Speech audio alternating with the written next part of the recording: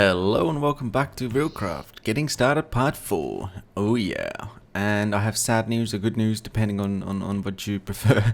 There's going to be part 5 as well. I decided to keep part 5 completely about signals and stuff, so else I would have to stuff it all in this episode. It would just be a way too long episode with way too much information. So there's going to be a part 5 that's going to take a bit longer, so you're probably going to have to wait a week or two for that. Maybe even longer actually, because I'll have to get into it because that's so complicated, and I don't want to make a tutorial if I don't know anything about it. So cool. Let's get started. So first of all, let's start with some easy tracks. So the first one is the disembark track. Now you make this using advanced rail, pressure plates, wooden rail beds, once again stone rail beds, but they're wooden ones, and some redstone that makes these disembark tracks. And let's just get a cart as well and show you. So this is a disembark track. You have to power it, and once you power it and you go over it, if someone goes over it, you disembark. Easy as that. So it's pretty cool for if you want to make stations and stuff. So that is the disembark track. Cool. Next up, suspended track. Now these things are amazing. They're a bit of a pain to set up though, but I'll show you why. Cool. So you make them using standard rails and wooden ties.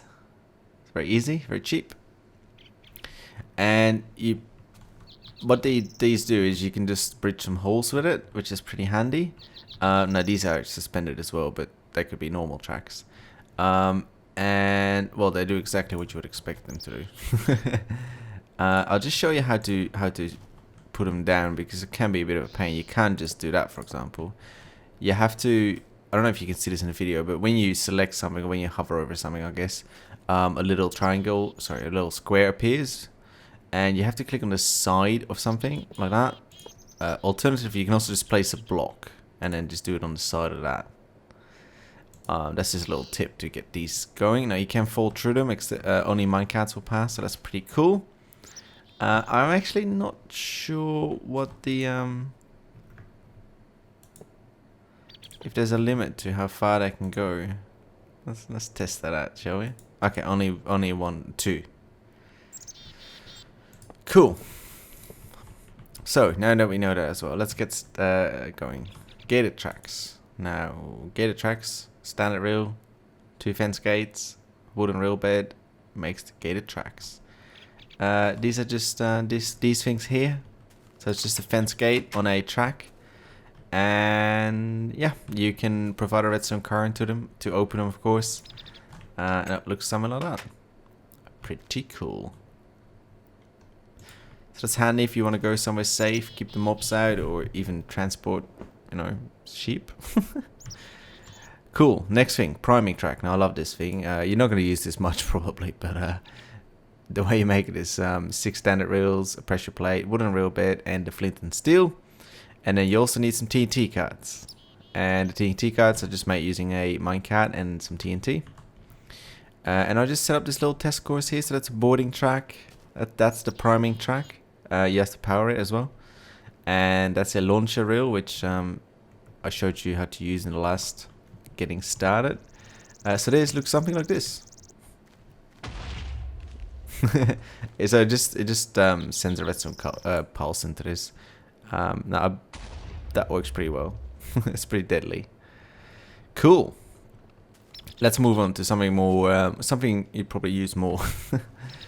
So let's go on to the energy loader and energy unloader. Now these things allow you to transfer power, and this is handy if you have sort of a secondary base or something where you don't really need much power. You don't want to put a million fiber cables there. Cool. So let's get started. Energy loader, 6 RE batteries, a energy detector, a machine block, and a dispenser. In this way makes you an energy loader, and the other way around, so same ingredients, but detector on top and the dispenser on the bottom makes you an energy unloader. Now let's get rid of this stuff, and I'll just show you how that works. So one thing to be careful of, these things output high voltage power, so 512, sorry. as you can see. Oh, it doesn't show it actually. Okay, well it outputs 512, so you have to hook it up to an MFSU. And the only minecart you can make with this is the MFSU cart, which is an MFSU and a cart together. Cool, got it? Cool. So I've hooked it up. This is the energy loader. So this one will send power into this minecart with an MFSU here. And it gets powered by this MFSU, which doesn't have any power at the moment.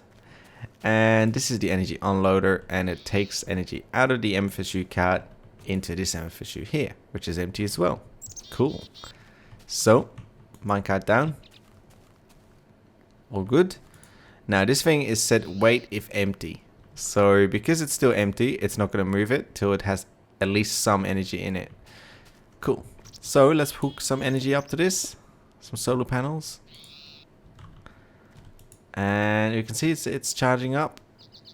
Now it's going to keep doing this. Put one on top as well. It's going to keep doing this till it's full. Or you break that. So that's just what I do. And now it's taking all the energy out of this into the MFSU here. Perfect. That's pretty cool. Pretty cool solution. Does that work? That works. Although that's gonna take a while. Because it's not gonna move till it gets full. Which, yeah, that takes ages. It's about 1% done. Cool. So that's the energy loader and energy unloader. Now the same thing here with the liquid ones. Oh, I was probably have to show you this. No, actually I'm not sure how this works. Yeah, cool. So these, make sure that the energy loader, which is this one, that the output is pointing towards the track. So you can put it on top of it, on the side of it, under it, doesn't matter, as long as this is pointing towards the track. The same thing here, make sure that the input, because it's an unloader, is pointing towards the track as well. Now the liquid unloaders and loaders work fairly the same but a little bit differently. So first of all, how do you make them? So you need some glass, a dispenser, and a detector tank. And the unloader is exactly the same, just the detector and the dispenser are the other way around.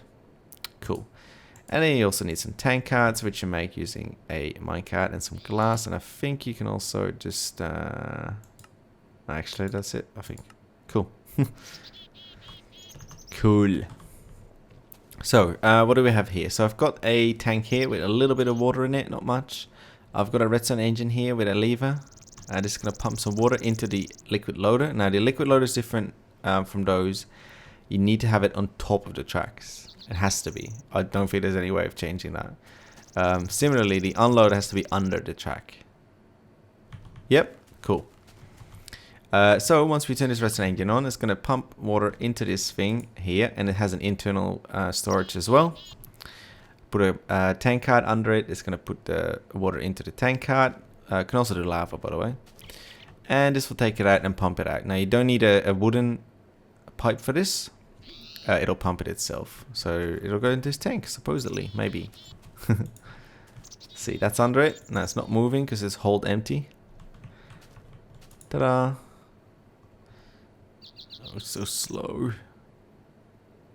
There you go. Let's turn it off. See, it's already pumping the water in. And there it goes. Cool. Perfect.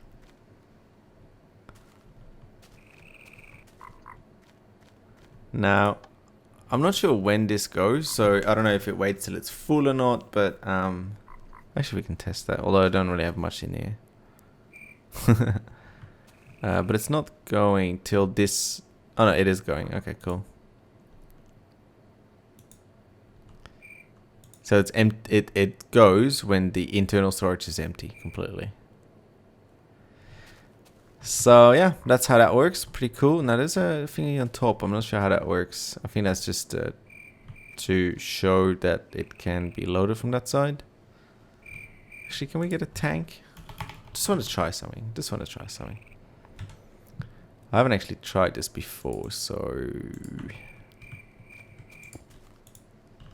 Can I put that on there? No. No. I can't make it higher. Cool. Ooh, let's make it a bit lighter. It's a bit dark, isn't it? A bit dark. Cool.